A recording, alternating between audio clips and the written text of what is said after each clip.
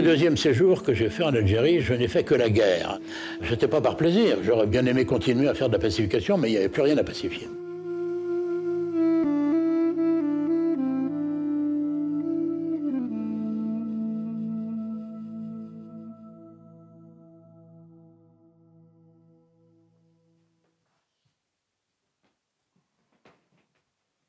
Alors au début, j'arrivais, on était bleu.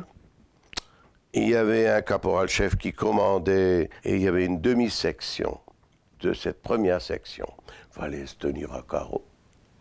Parce que nous, les bleus, écrasez-vous. Nous, les anciens, on est là pour ça.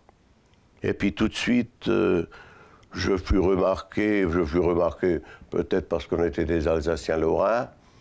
Le sous-lieutenant commandant cette section m'a demandé si je voulais faire le peloton de gradés. Après tout, je me dis oui, oui. Donc je suis parti immédiatement en stage de caporal et immédiatement après le stage de caporal, en stage pour devenir sergent.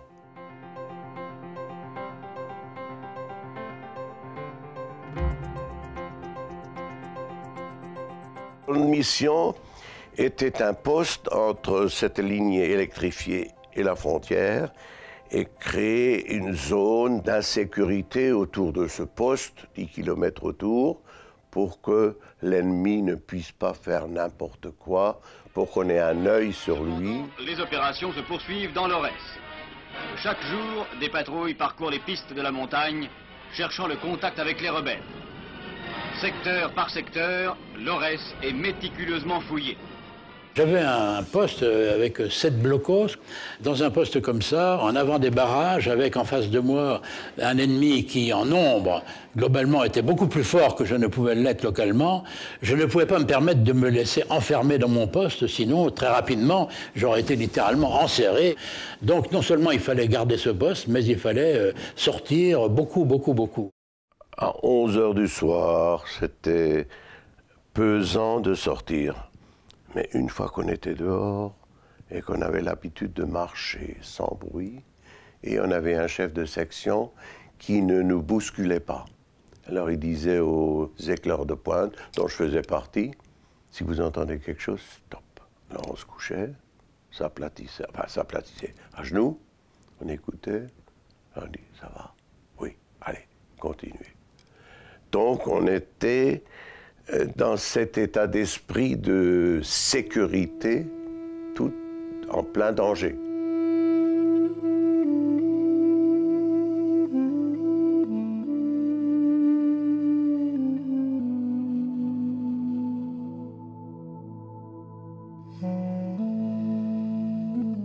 Le dernier gros accrochage que nous avons eu, c'était dans la vallée de la Medjarda, qui passait au bas de mon poste.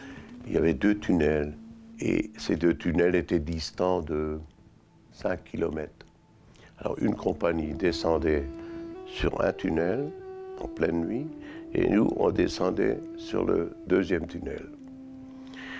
Et on continue, puis on arrive sur cette voie ferrée et sur ce tunnel. Je prends la tête du groupe. Je ne pouvais pas dire à quelqu'un d'autre d'y aller.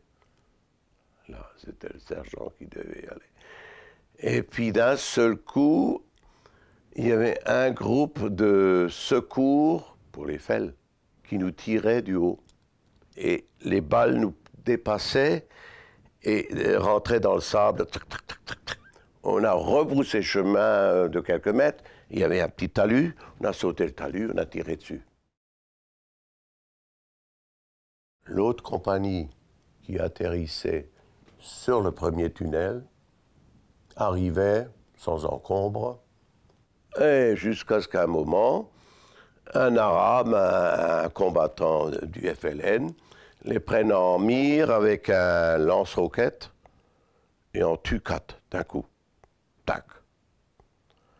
C'était très dur parce que dans la cohue du combat, comment dire, il y en a qui levaient la main, tout le monde tirait. où on a pu mettre hors de combat 20 rebelles et récupérer 17 armes, dont 2 armes collectives, c'est-à-dire des fusils mitrailleurs et même un bazooka. Donc c'était pas de la rigolade, si vous voulez. Hein. Et même, en fin de parcours, ils avaient des canons russes de 122 mm. À la fin, c'était la guerre, on va dire.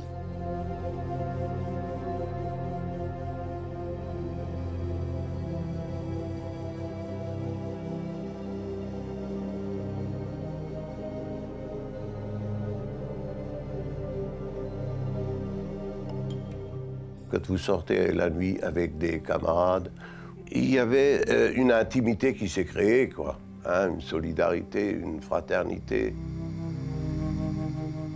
Il y a eu des moments festifs. Il était hors de question que je passe Noël ailleurs qu'avec mes hommes. Le premier Noël, oh là, j'étais surpris. J'ai jamais mangé d'huîtres. Alors, on a eu des huîtres, on a eu des nappes bleu, blanc, rouge. On a eu des tas de bonnes choses qu'on n'avait pas l'habitude d'avoir.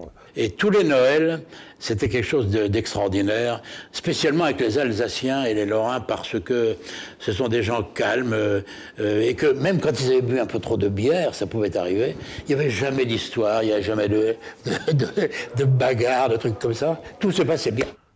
Les félagas ne sortaient pas, nous non plus. C'était la paix, c'était la fête, c'était super bien. Et je mettais comme un couvre-feu, parce que c'était la guerre, et à 10 h du soir, on va dire, c'était l'extinction des feux, on fermait les groupes électrogènes, et c'était des Noëls émouvants.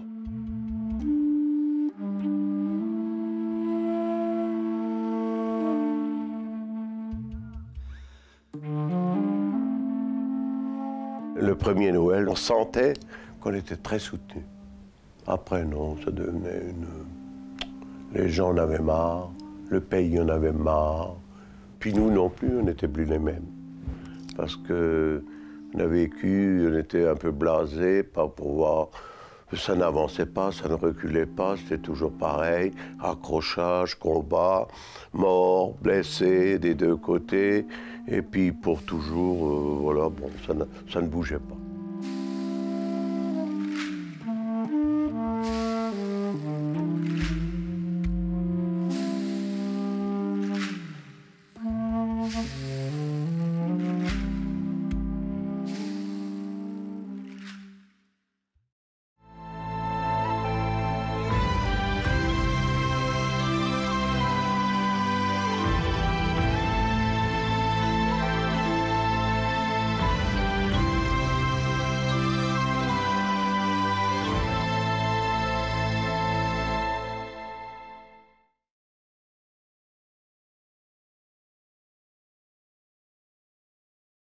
Il y avait à la gare de Marseille des officiers qui voulaient, c'était pas beau, des officiers qui voulaient remettre de l'ordre dans les tenues, les machins.